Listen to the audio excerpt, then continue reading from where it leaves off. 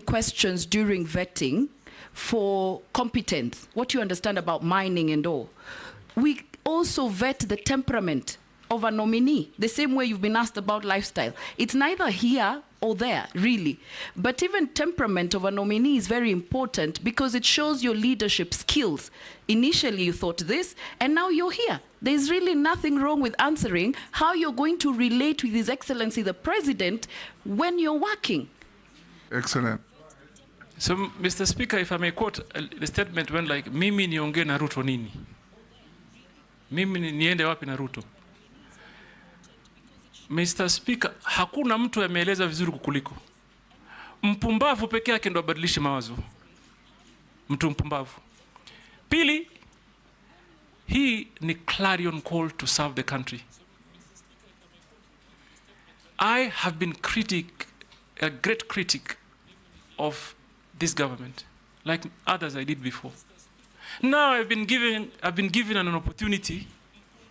An opportunity has been availed to me to come and create that difference that I've been talking about all this time. And that is exactly what I'm going to do.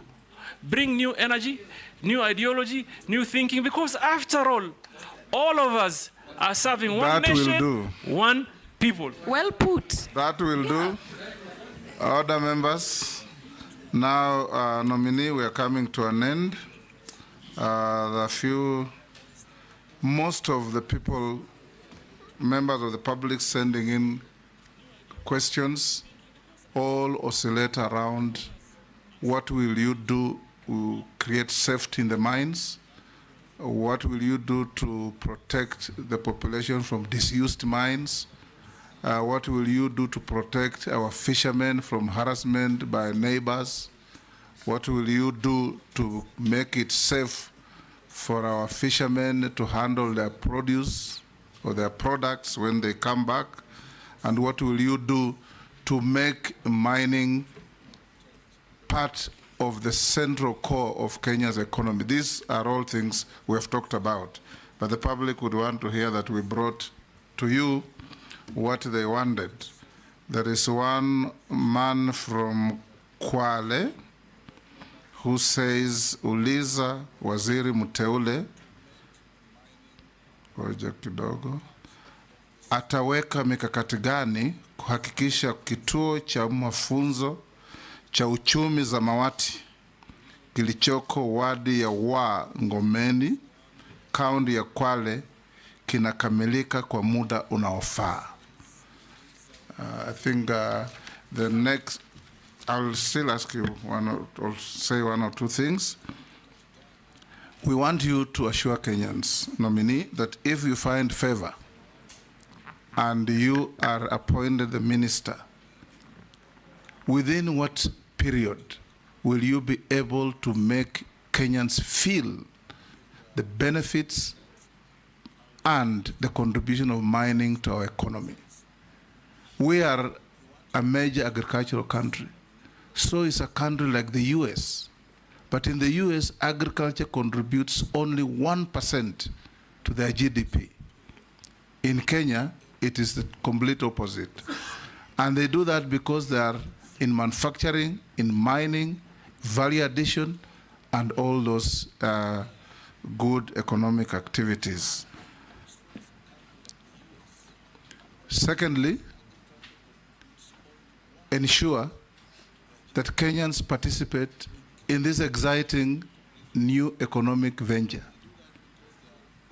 Assure Kenyans that you are not going to be, if approved, to be working for international conglomerates to come to Kenya, appear to be generating economic activities but taking away all our wealth.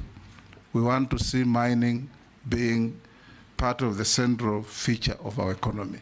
Thirdly and lastly, for the seafarers and those who are now going to work on international ships, you may consider, because most of those seafarers will work in ships of major shipping and maritime countries: Korea, China, Spain, and others. You may consider and Germany you talked earlier, to introduce basic language courses at our college in Mombasa in these languages, so that when they graduate, they have a basic knowledge of German, of Korean, or Chinese, or Mandarin, or whatever. Thirdly, and lastly, you may also consider sometimes if a seafarer goes to a Spanish shipping line and produces a certificate that's a collaboration between our college and some college in Spain, it gives confidence to those who are employing. So you may consider partnering our institution with as many other institutions worldwide as possible to ease the process of our youths getting certificates and being considered for employment. Finish those, then I come to... Can I say one from a Kenyan speaker? Oh, there is... okay, one yes. From Kenyan. Yes. From West Pokot. West Pokot. Yes, he's saying, don't forget to tell Joho, this is a guy of late 30s, he's working and he's in school.